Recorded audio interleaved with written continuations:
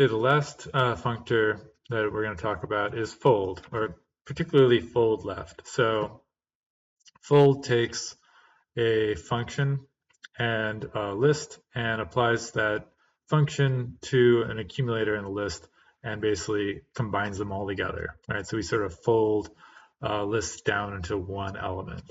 And it's very powerful. There's multiple versions of fold. There's fold left, fold right, and sort of a generic fold. And in this course, I'm only going to talk about fold left. Fold right is basically the same thing, but slightly backwards. Fold left has the idea that essentially I'm going to work through my list head to tail and then combine the head with the accumulator in some way.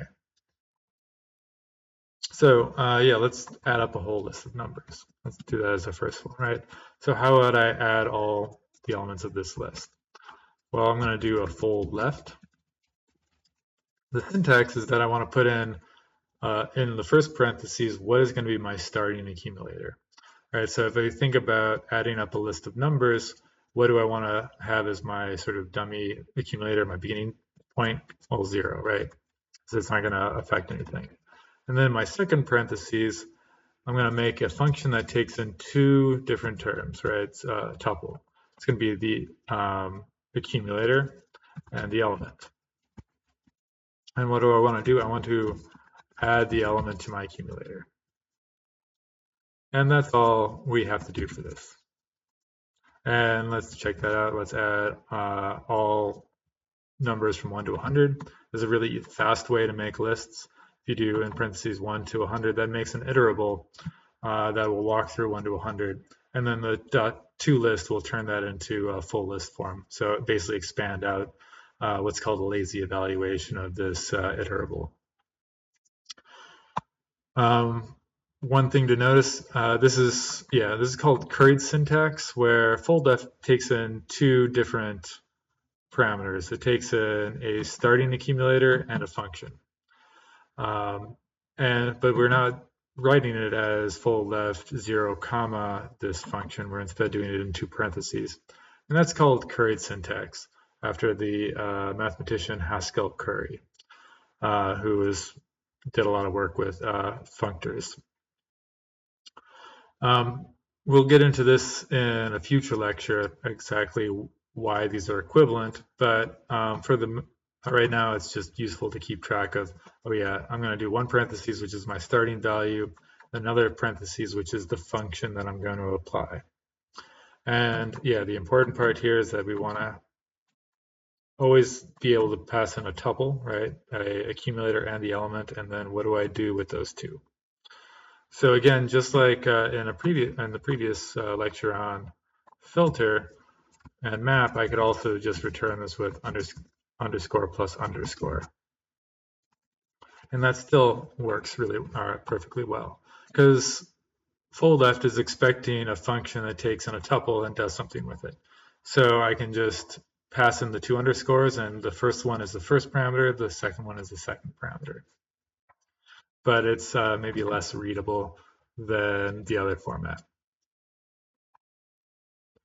Let's do a multiply all. So this is pretty similar, right? So we have fold left, except that now if I want to multiply all the numbers in my list together, what should the starting accumulator be, right? I don't want 0 because then everything I'd multiply would be 0. So instead I want to use 1 as my starting point, and then I can do, well, underscore times underscore. And that'll do it, right? So I can also do multiply all let's do 1 to 100.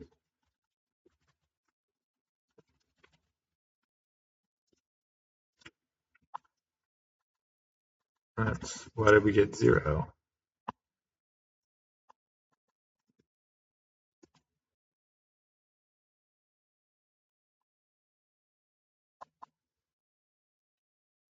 So let's write this out a little more full, right? So we have the accumulator and our element, and I want to return the accumulator times the element.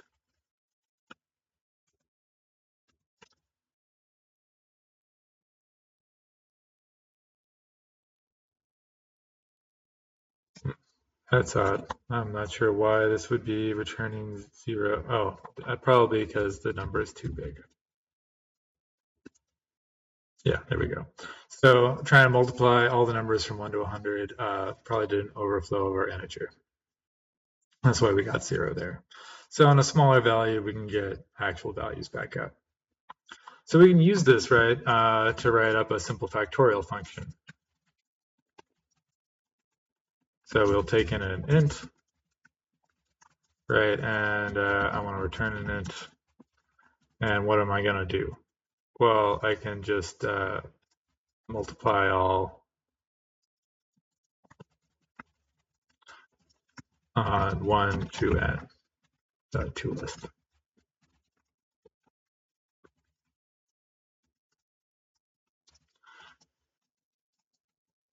And yeah, let's see, factorial on 5.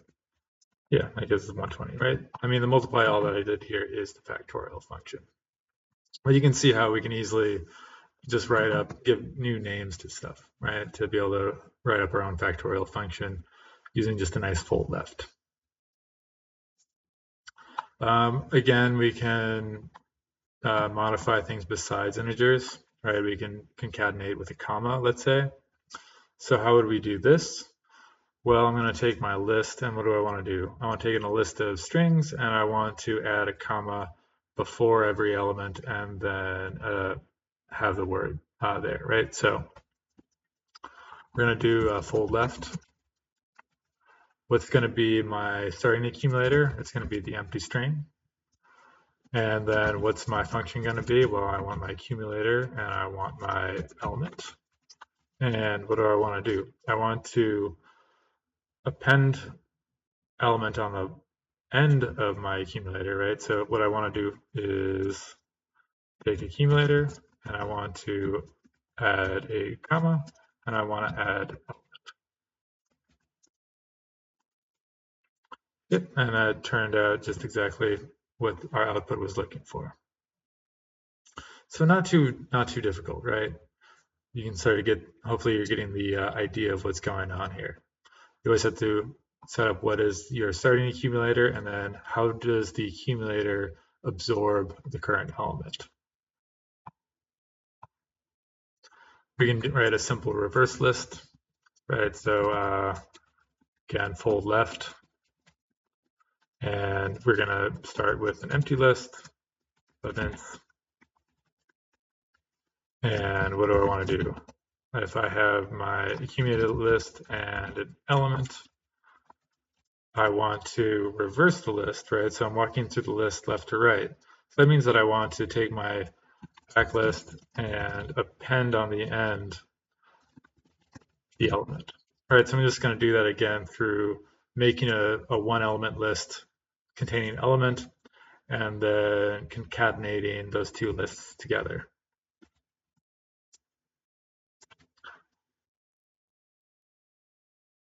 Oh, sorry, I went the other way, right? When we do this, all I did was repeat the list.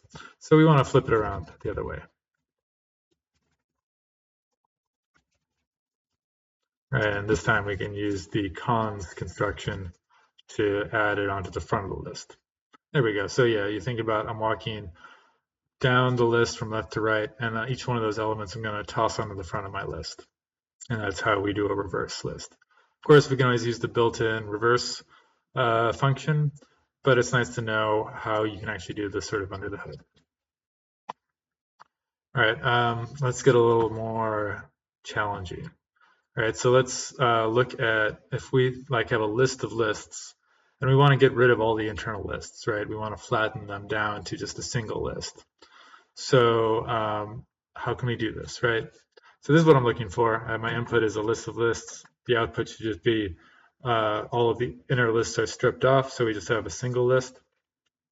And the good questions are, and the questions you should always have when you're doing with fold is, what type of accumulator do we want to keep, right? Well, it's usually the thing I want to return with maybe some extra storage or overhead variables that we would be using through the process.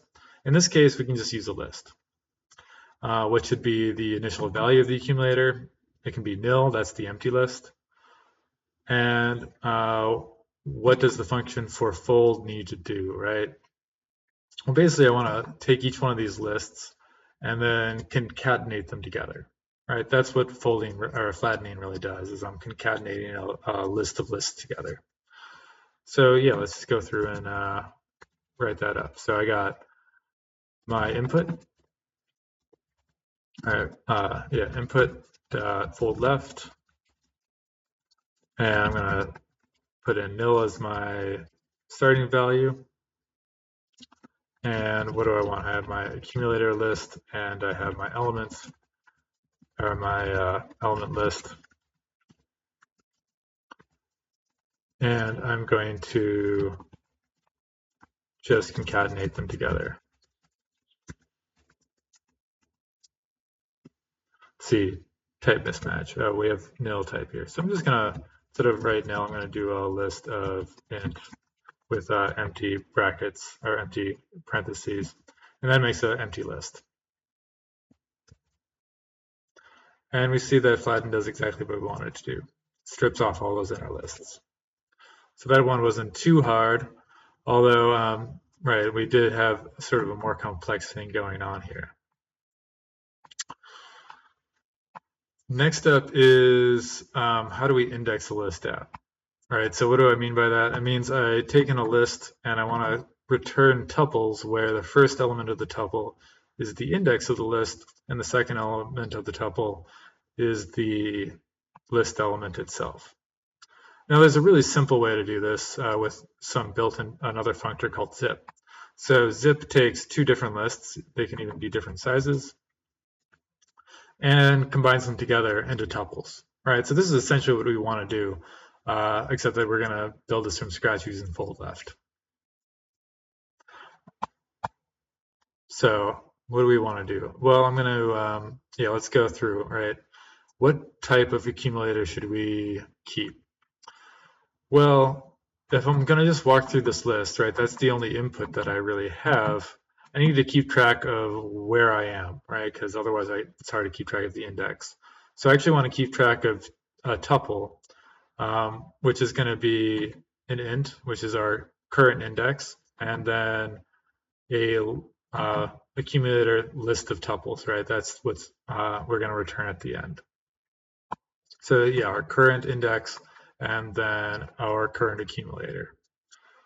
What should be the initial value of this accumulator? Well, my initial element or index is going to be 1 since I'm 1 indexed. And then I should have the empty list. And what does the function for the fold need to do? Well, it needs to increment this counter by 1 and then add an element with the index to the end of the result list. So let's walk through and see how to do this, right? So I'm actually going to break this up because it's a little much. So index list, right? I'm going to take list and I'm going to apply fold left. What was my starting value? It's going to be 1 and then list of int comma int.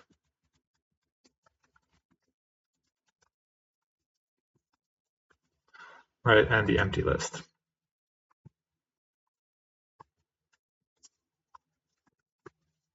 So that's my starting value. And now what do I want to do? I want to take my, let's see, well, I'm going to just call this the update function.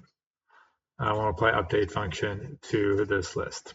I'm going to break this apart because it's just a little complex, right? So what does update function do? Well, it takes in the accumulator, which is, right, this tuple of my current counter and the accumulation list. And it takes in the current element, and I want it to return something of the same form as my accumulator, which is a counter and a list, right? And what do I want to do? I want to increment the counter by 1, add an element with the index to the current end of the result list. All right, so I want to return, let's see. So I'm going to match on my accumulator just so that I can pull this apart, right? So I have counter and I have list. Let's give you act list. right? And it's always going to be of this form, so I'm always going to catch this. But what you can see is I'm using the match pattern, case pattern matching in order to be able to give variable names to elements of my tuple, right? So it's a way to sort of break my tuple apart. So otherwise, I don't necessarily have access to counter and act list. And what do I want to return? I want to return counter +1, and then the list, right? So I want to add act list plus list, which is going to be counter element.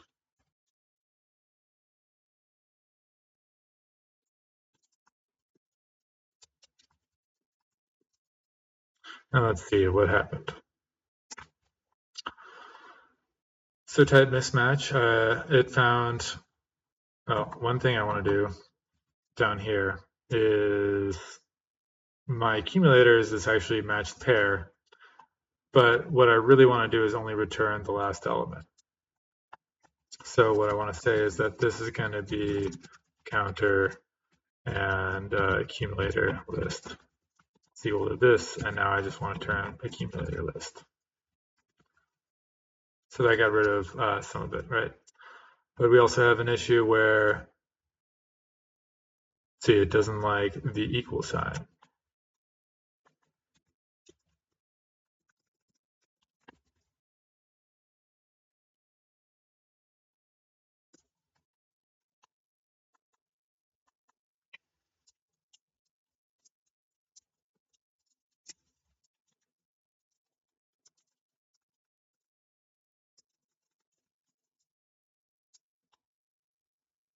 We'll get this right in a second.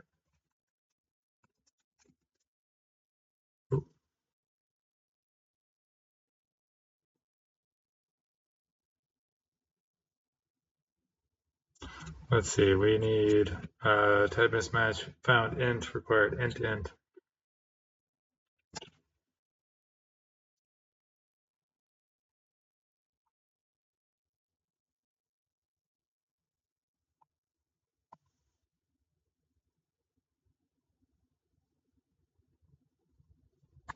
I think we need parentheses here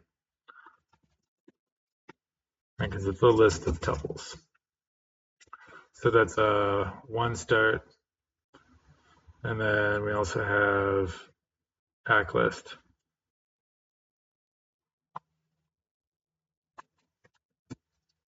So maybe the best way to say this is let's do this will be result, and then we'll just do _1. Sorry, _2. Okay, that was a little bit of debugging. Always useful to see though. And yeah, did we succeed in what we wanted? Yeah, we were able to take this list and return a list with the indexes in the front. So remember, I was trying to do some fancy unpacking of the tuple here, which I was able to do successfully. So instead, we just used the _2, right, to pull out the second element of the tuple. Other way to do that is a case pattern matching like this. That's all I wanted to say about fold left. Important point is if you look at fold right, the organization of the function is backwards. Right, so fold left, the function we pass it takes the accumulator and then the element. Right, since we sort of think of the accumulator sitting on the left-hand side of the list, and we're taking each of the head of the list and combining it into the accumulator. Well, for fold right, the accumulator is on the right-hand side, right? So it goes element accumulator because we're thinking about starting at the end of the list and blending in those elements into the accumulator on the far right-hand side. So that's the only real difference between fold left and fold right. But with these three basic functors, you can do a ton of different things with. And I hope you get comfortable using them and you start to enjoy the wonderful world of functors.